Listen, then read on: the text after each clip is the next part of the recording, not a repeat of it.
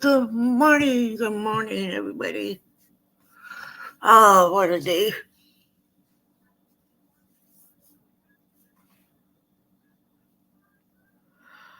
I might take a nap after the live stream today. I'm tired.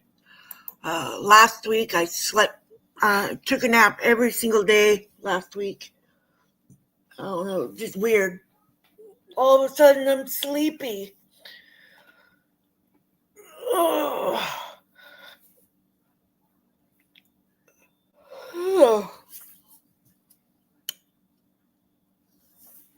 So let me put in the chat the link to come up on panel with me. There you go. There it is. So yeah, today is my AA meeting. I didn't do last Tuesday because Thursday I was going to go for 2 hours, but I didn't.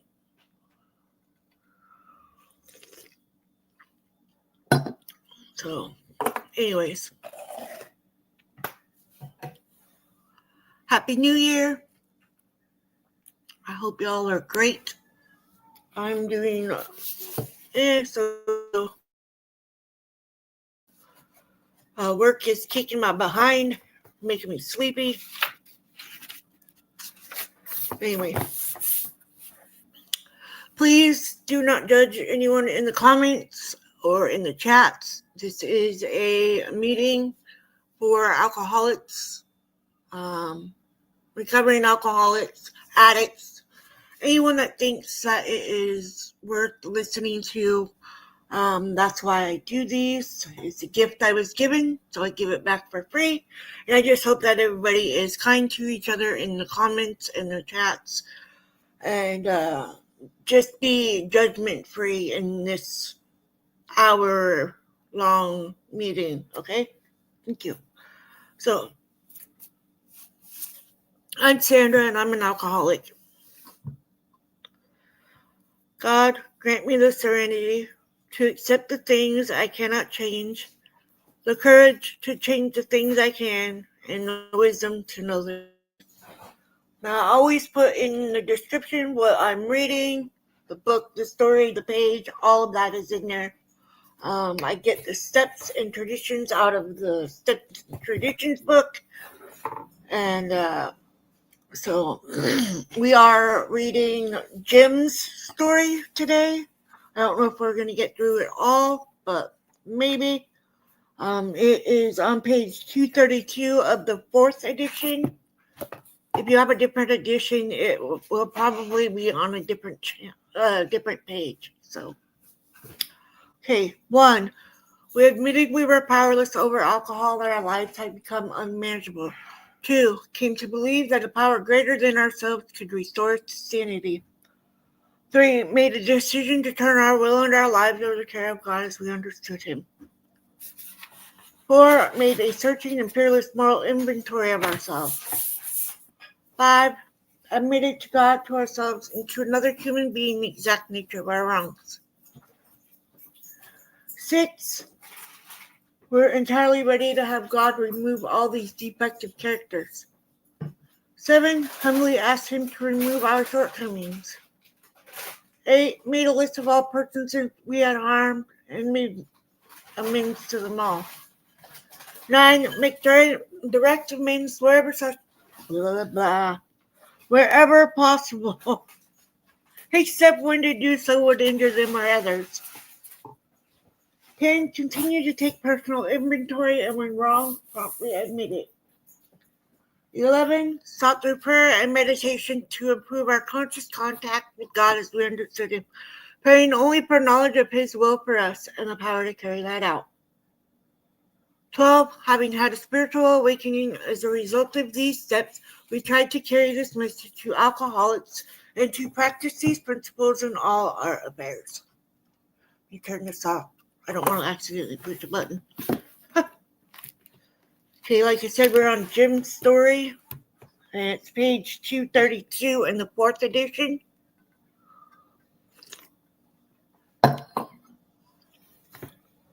Jim's story. This physician, one of the earliest members of AA's first black group, tells of how freedom came as he worked among his people.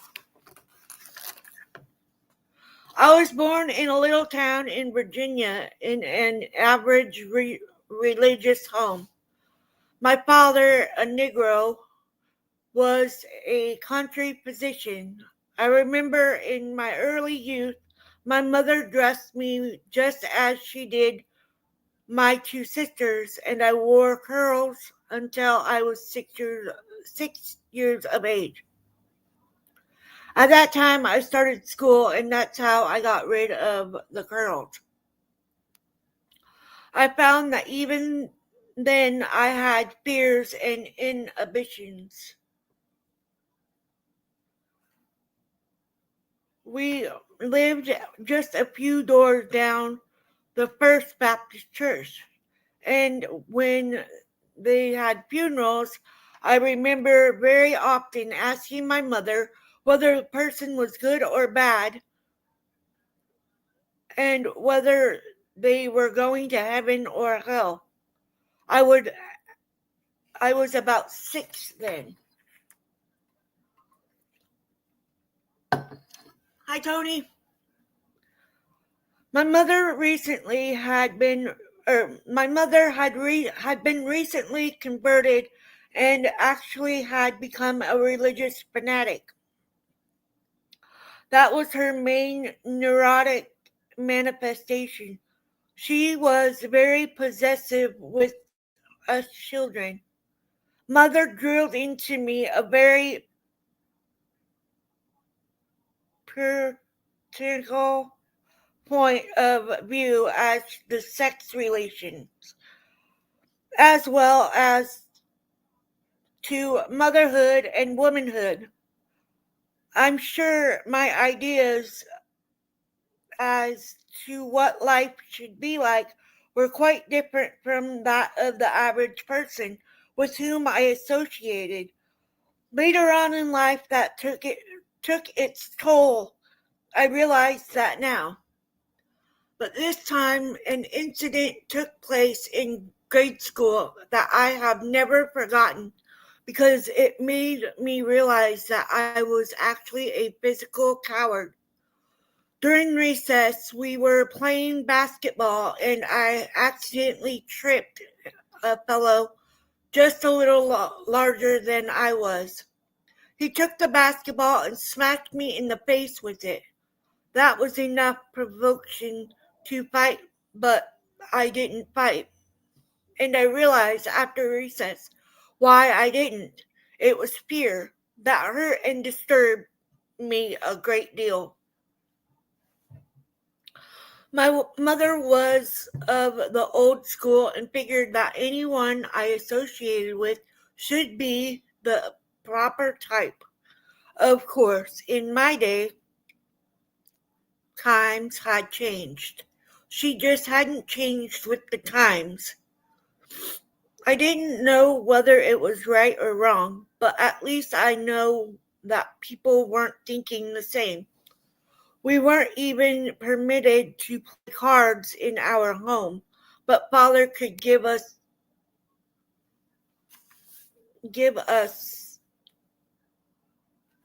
just a little toddy with whiskey and sugar and warm water now and then.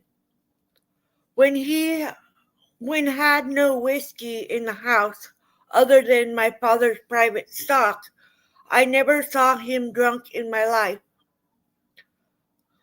Although he'd take a shot in the morning and usually one in the evening, and so did I.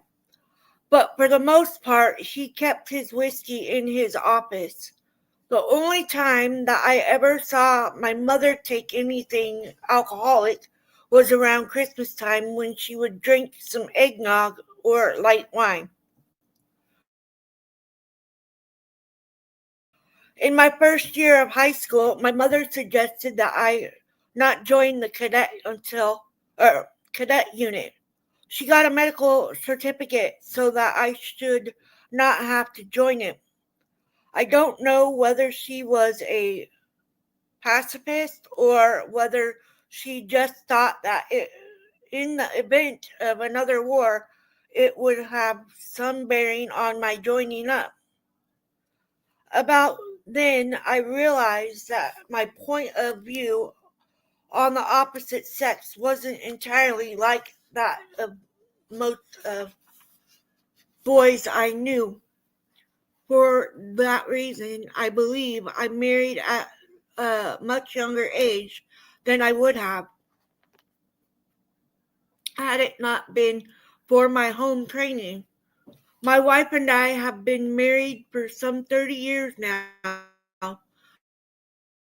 Vi was the first girl that I ever took out. I had quite a heartache about her then because she wasn't the type of girl that my mother wanted me to marry.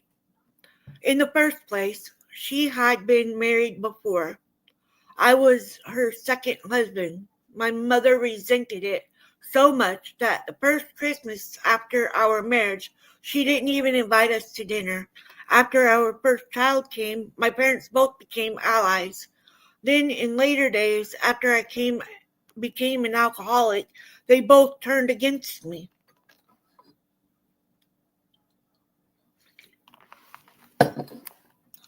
Love you too, Tony. Hi, Melinda and Gary.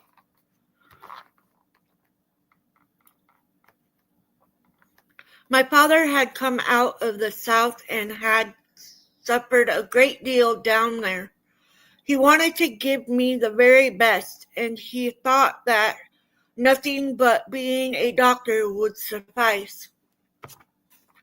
On the other hand, I believe that I've always been medically inclined, though I have never been able to see medicine quite as the average person sees it. I do surgery because that's something that you can see. It's more tangible, but I can remember in postgraduate days and during internship that very often I'd go to the patient's bed and start a process of elimination, and then very often I'd wind up guessing. That wasn't the way it was with my father. I think with him it possibly was a gift. Intuitive diagnosis. Father through the years had built up a very good mail order business because at that time there wasn't too much money in medicine. I don't think I suffered too much as far as the racial situation was concerned because I was born into it and knew nothing other than that. I am a man wasn't actually mistreated, though if he was, he could only resent it.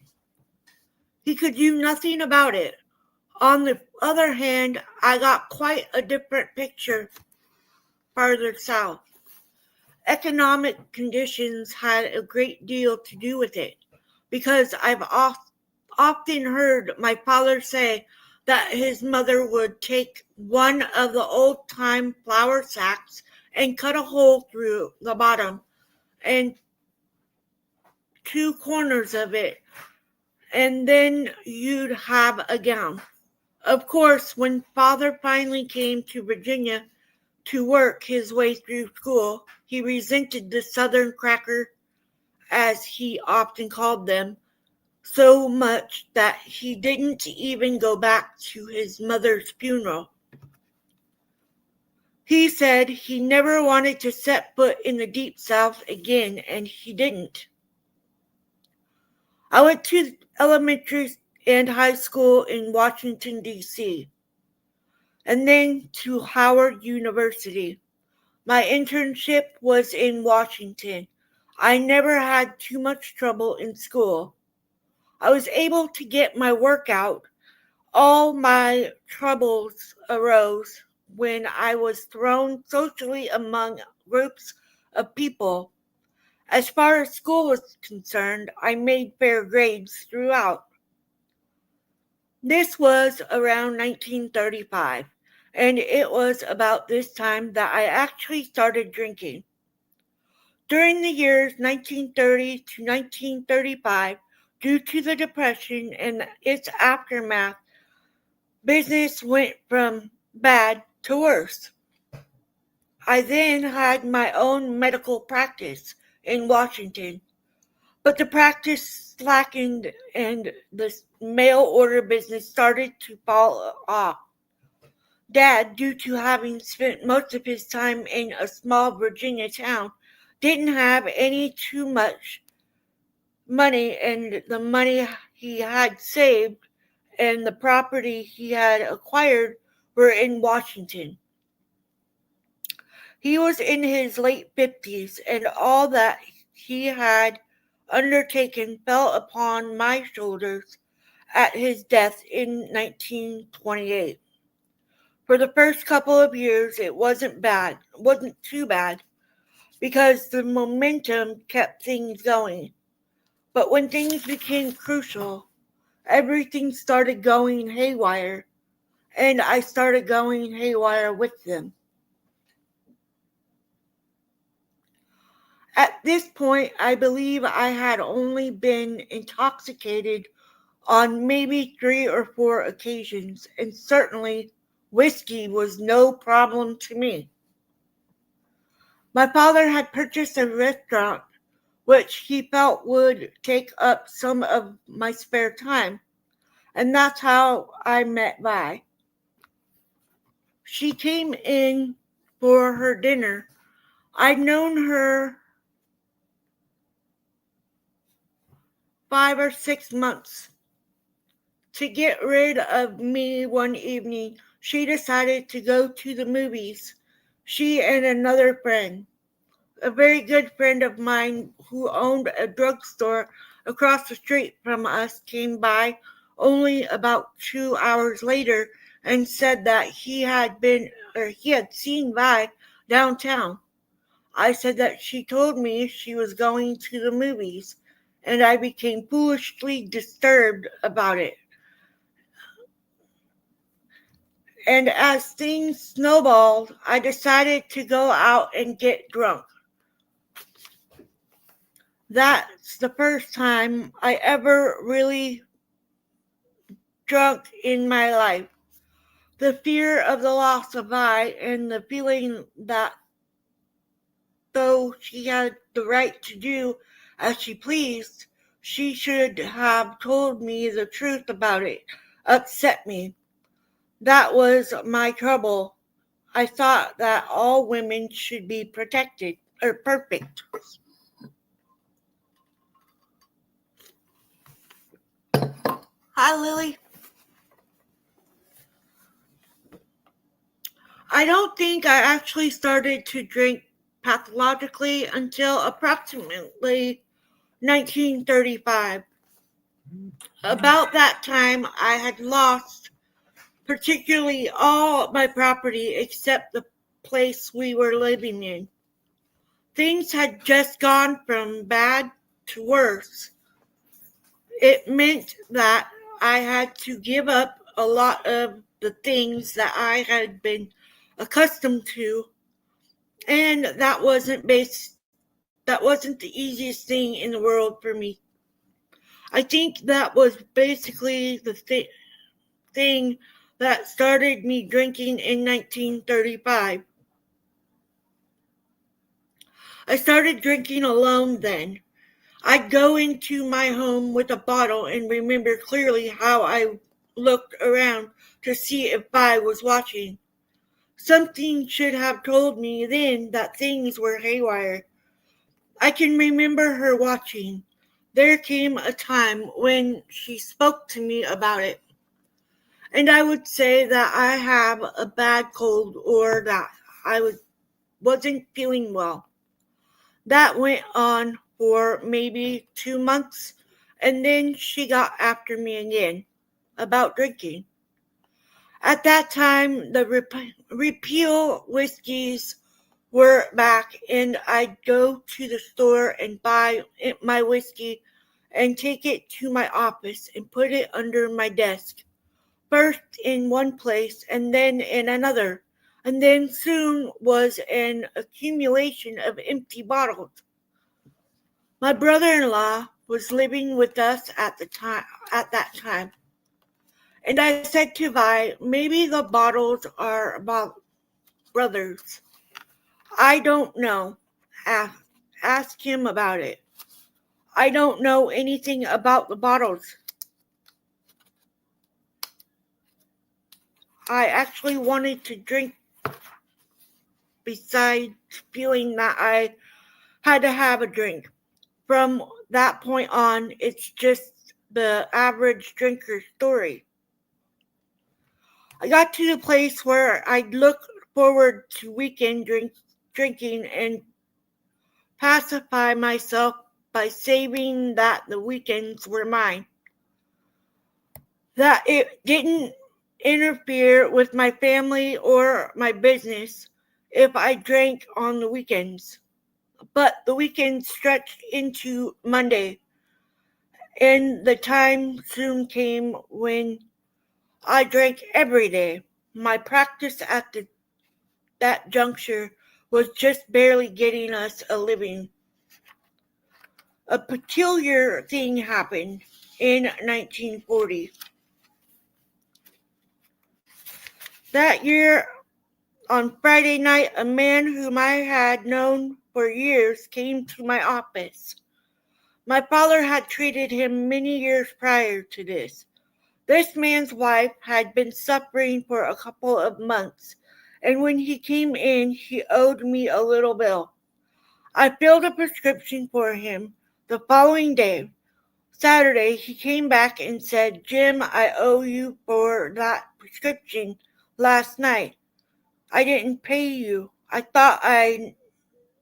I know you didn't pay me because you didn't get a prescription, he said. Yes, you know the prescription that you gave me for my wife last night. Fear gripped me then because I could remember nothing about it. It was the first blackout I had to recognize as a blackout. The next morning, I carried another prescription to this man's house and exchanged it for the bottle of his wife had. Then I said to my wife, something has to be done. I took the bottle of medicine and gave it to a very good friend of mine who had a pharmacist and had it analyzed. That point, oh, and the bottle was perfectly all right. But I knew at that point that I couldn't stop. And I knew that I was a danger to myself and others. I had a long talk with the psychiatrist, but nothing came of that. And I had also just about that time talked with a minister for whom I had a great deal of respect. He went into the religious side and told me that I didn't attend church as regularly as I should, and that he felt more or less that this was responsible for my trouble. I rebelled against this because just about the time that I was getting ready to leave high school, a revelation came to me about God, and it made things very complicated for me. The thought came to me that if God, as my mother said, was a vengeful God, he couldn't be a loving God. I wasn't able to comprehend it. I rebelled, and from that time on, I don't think I attended church more than a dozen times. After this incident in 1940, I sought some other means of livelihood. I had a very good friend who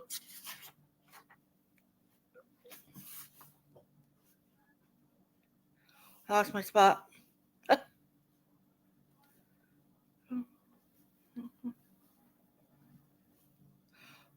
was in the government service, and I went to him about a job. He got me one.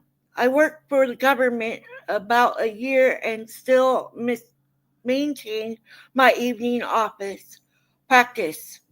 When the government agencies were desensitized, then I went south because they told me that the particular country I was going to in North Carolina was a dry country. I thought that this would be a big help to me. I would meet some new faces and be in a dry country or county. I might be saying the wrong thing. But I think I'm going to stop there because it's still like 4 pages. So, this is saying about his drinking and stuff. A lot of people have been able to put off being that alcoholic until later in life.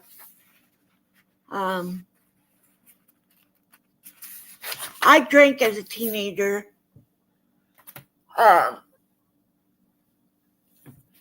My parents would put Jack Daniels on our gums when we were teething, and so whiskey was always there. But we didn't drink as young kids. I remember, I think when I was 13, 14, maybe, for New Year's or Christmas, our mom gave us a little glass of wine. I did not like the taste of that stuff. We tried putting sugar in it, and it didn't make it taste any better. So we didn't drink it. But I started drinking as a teenager, and I didn't drink all the time. And I didn't hang out with drunks all the time. I hung out with just about anybody, really. There was some that were addicts. There were some that were alcoholics. There were some that were just there to keep me safe. I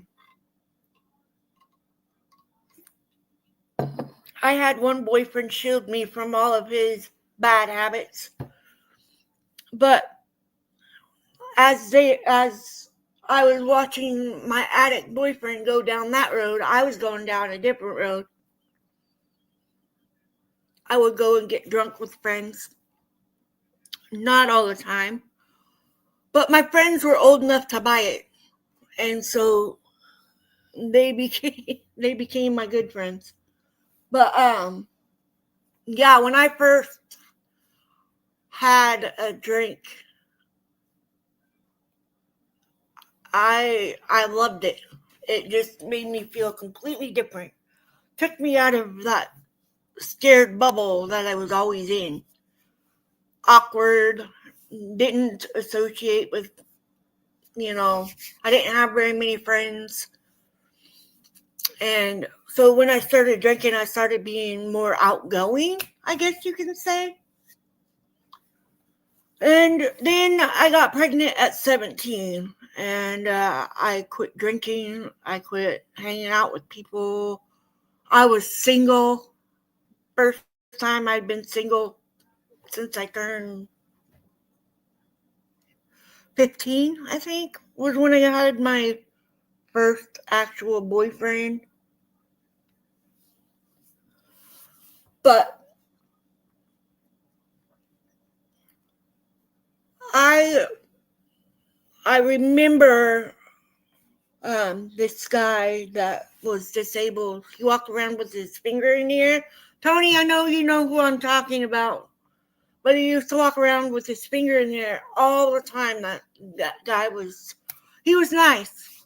But I got him to buy me beer, and I went and sat on a big old rock by the Clackamas River and hung out and drank my beer. And I remember going to the grocery store in town and being there with my boyfriend. I'd be in the back drinking my beer and eating all the snacks. But that was all before I got pregnant. And after I had my oldest son, I didn't drink. But like him, it started with that whiskey in his mouth, or the hottie toddy, whatever. My dad still does that. He takes a drink if he's feeling sick, but not all the time because he is on some heart meds. But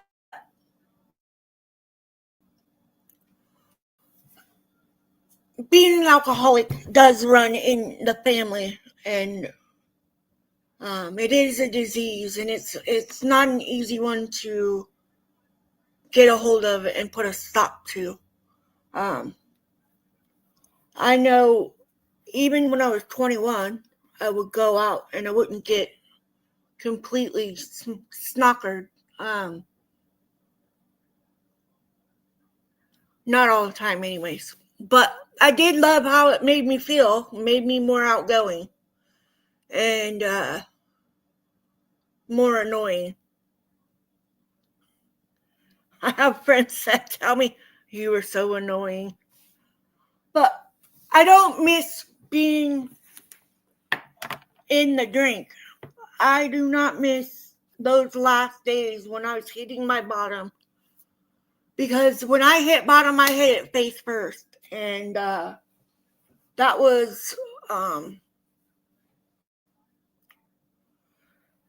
I hit bottom twice, and the first time I went sober, and then I was like, well, I've been sober for a year. I set myself up like a dum-dum and went out and drank.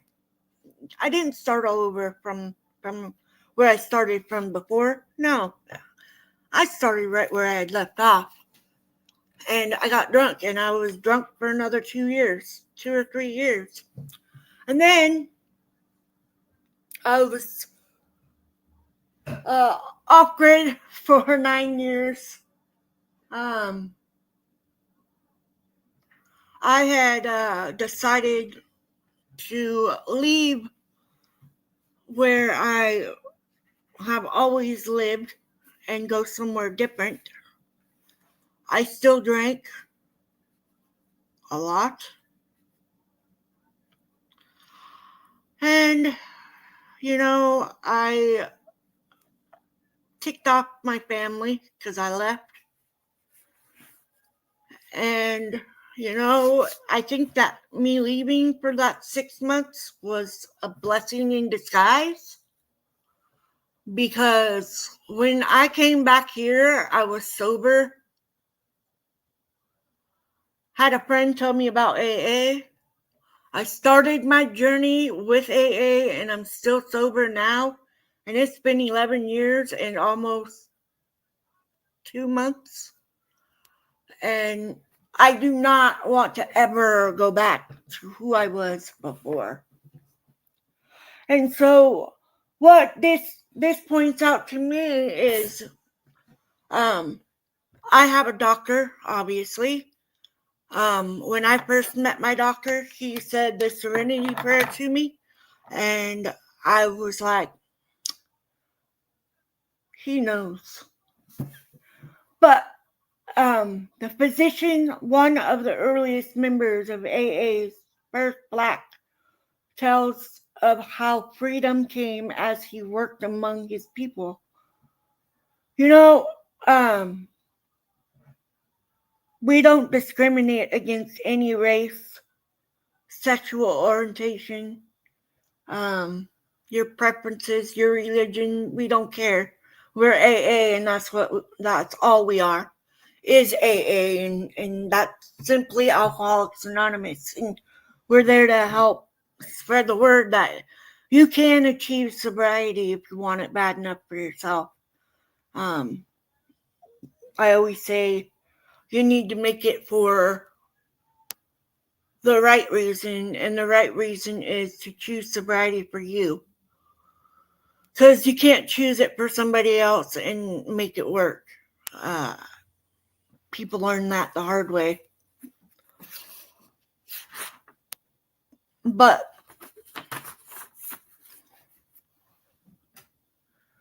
so he went to elementary and high school in Washington, D.C., and then to Howard University. His internship was in Washington. He never had too much trouble in school. I had all trouble in school. I had like 3 friends. I was made fun of because I wore a hearing aid. So I was not good at school. But my favorite subject is history, and I loved my history teacher in grade school. He was the best. And our health teacher, she was the best also. I miss those teachers. They were very inspiring to me and helped me a lot along my grade school years and to make sure I got to middle school. So they were great teachers.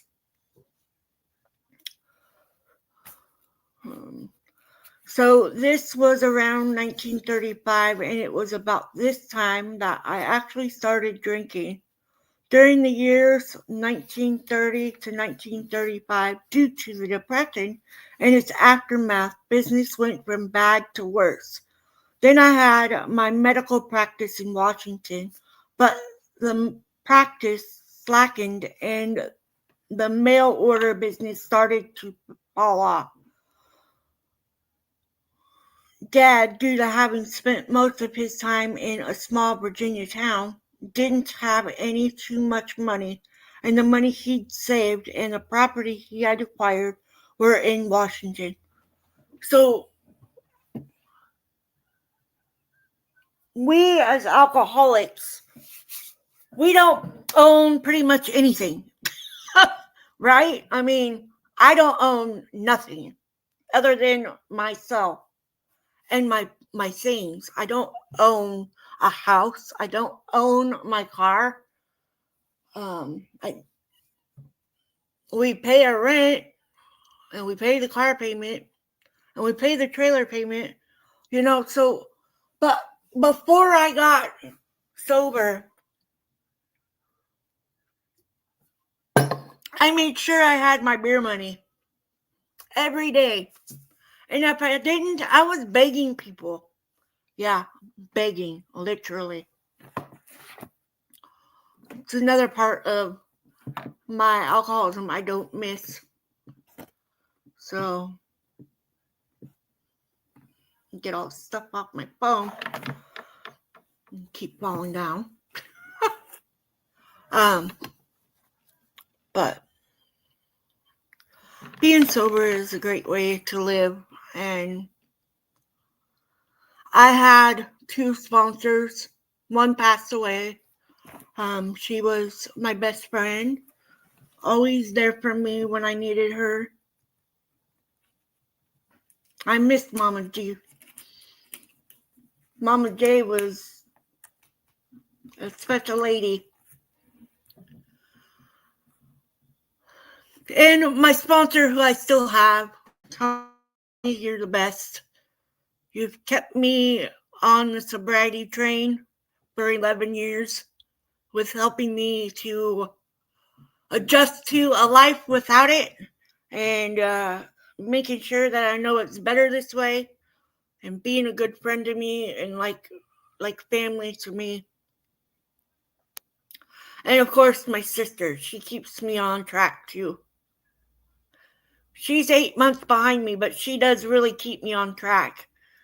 Because if she's going to keep on it, I'm keeping on it. And I know if I keep on it, she will. And that's what we need to keep doing, and supporting each other in our sobriety. And so, yeah, it's been a good day.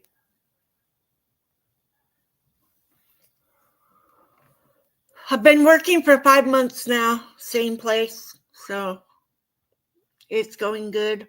I'm possibly going to be trained on something else, so I'm pretty excited about that. It's less lifting and standing, so we'll see what happens. I'm excited about it though. They came around on Sunday asking if you want to be cross trained on something. So I was like, I guess. I mean, sure. I'll learn something new. No big problem, you know. AA taught me that patience and learning is a good thing because that's what I've done with AA is I've had patience and learned a lot. And I couldn't do it without all of my friends and family members sticking by me and supporting me through it and cheering me on. And when I have those bad days and I need a friend, I can call them. And knowing that helps. So, but anyways, I think that's going to be the meeting for today. And I hope you guys have a great day. And remember, if you're struggling with alcoholism or addiction, there's help everywhere. Just make the phone call, Google AA, and find a meeting close to you, and go to a meeting and just listen. You don't have to talk. You can just be there and listen, and they won't judge you no matter what. And it is a safe place for us to go to talk about our struggles that we're going through at the moment and, get that help that we need. And we're always there to listen and give advice and help you by guiding you through the steps and all of the things that have helped us to stay sober. And I really hope you guys have a great day. And I'm about to lose my voice. Dang it. Good thing there's texting these days.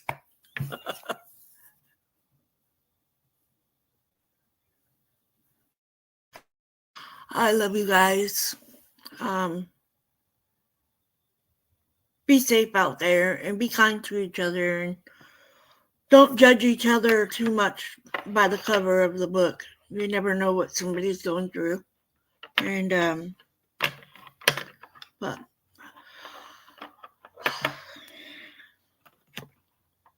God, grant me the serenity to accept the things I cannot change, the courage to change the things I can, and the wisdom to know the difference. Keep coming back. It works if you work it. Love you guys. Love you guys. Be safe.